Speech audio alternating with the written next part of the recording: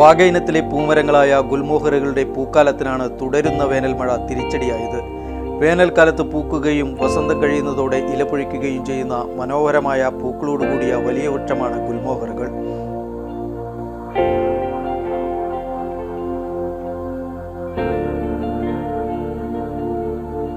തുടരുന്ന വേനൽമഴയിൽ പൂക്കാലം പാതിയിൽ അവസാനിപ്പിക്കുകയാണ് ഈ മരങ്ങൾ. വേനൽമഴയിൽ കടും ചുവപ്പ് നിറത്തിലുള്ള മനോഹര പുഷ്പങ്ങൾ കൊഴിഞ്ഞു തുടങ്ങിയിരിക്കുന്നു. വേനൽക്കാലത്ത് തൃശൂർ നഗരത്തിലും തേക്കിൻകാട് മൈതാനത്തിലും വർണ്ണക്കാഴ്ചകൾ ഒരുക്കിയിരുന്ന പൂമരങ്ങളുടെയെല്ലാം പൂവും ഇലയും കൊഴിയാൻ തുടങ്ങിയിരിക്കുകയാണ്.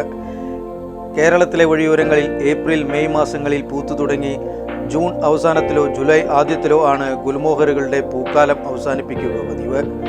മലയാളികളുടെ പ്രണയ പശ്ചാത്തലത്തിലും ഗുൽമോഹറിന് പ്രഥമ സ്ഥാനമാണുള്ളത്.